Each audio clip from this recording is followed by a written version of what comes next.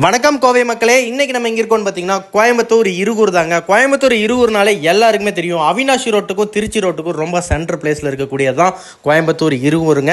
So Avinashi ரோட்லேருந்து வெறும் 10 நிமிஷத்துலையும் திருச்சி ரோட்லேருந்து வெறும் 5 நிமிஷத்துலையும் இந்த வீட்டுக்கு ரீச் ஆக முடியுங்க. ஏன்னா அந்த அளவுக்கு ஒரு மெயின் ஏரியாவில் தான் இந்த வீடு அமைஞ்சிருக்கு.